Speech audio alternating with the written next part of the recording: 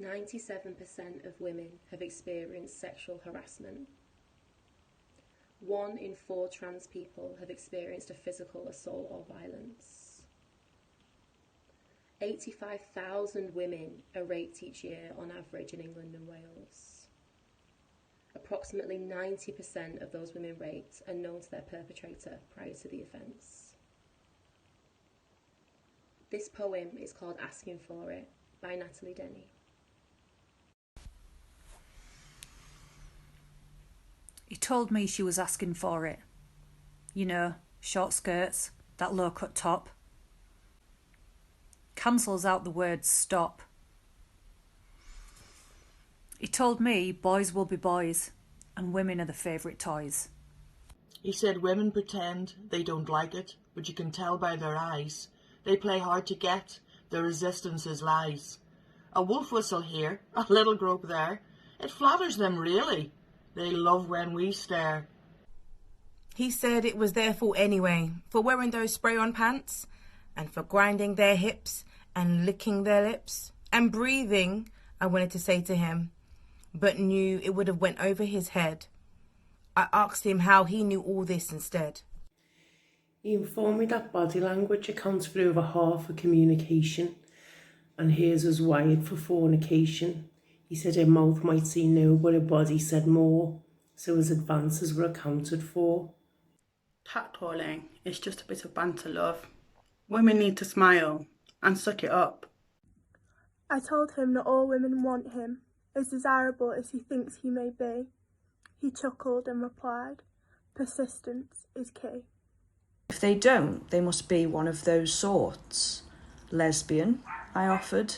Feminist, he retorts. He reckons that Brabin and crew who moan about men, about inequality and gendered violence, and who earns what when, are full of shit. In the bedroom they want a man to show them who's boss. Give them a slap, pull at their locks, rough them up a bit. They all say no for a kick. He told me he knew. She was asking for it. I'd heard enough at this point. I asked him, what was it exactly? Is it the right to wear what you want and not labelled? To enjoy your body without being slag-fabled? I forgot you translated your will through what you wear, and consent is just something born on the air. If boys will be boys, how can they be men? To own responsibility for their behaviour and then to stop approaching women and girls like cattle, to control their impulses, to win that battle. These attitudes cause women to live in fear, constantly thinking that danger is near. No, women don't always like it when you fancy your chances and try to accost them with sleazy advances. You can tell by their faces, screwed up in disgust, as they quicken their paces. Women want the right to travel home in peace, the freedom to walk, not harassed in the streets. Whistling and groping makes their skin crawl. They are far from entranced or under your thrall. Some women plan their wardrobe around what won't make you stay, and feel self-conscious when your eyes bore down to there. They plan their trips home and text, "Are you home safe?"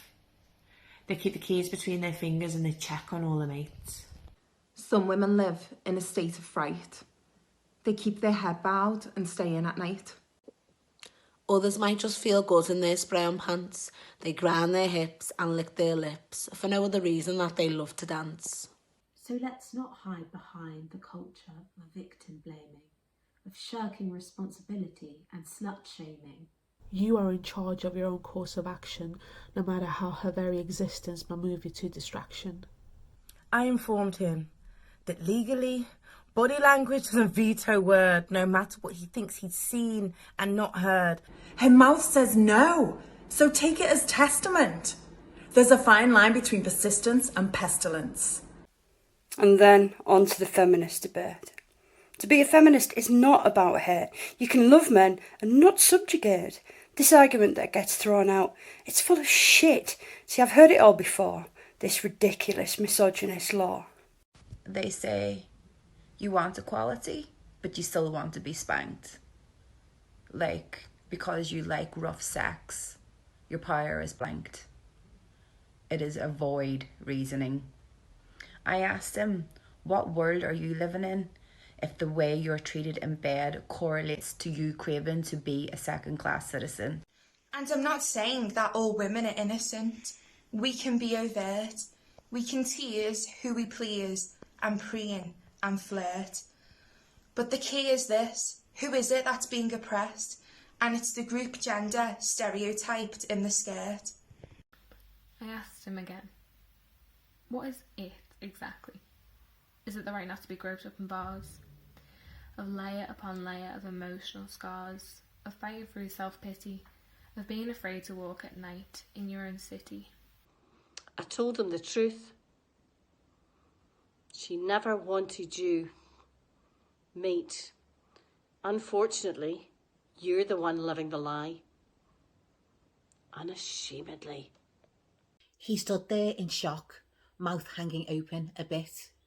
I said, well, you were asking for it.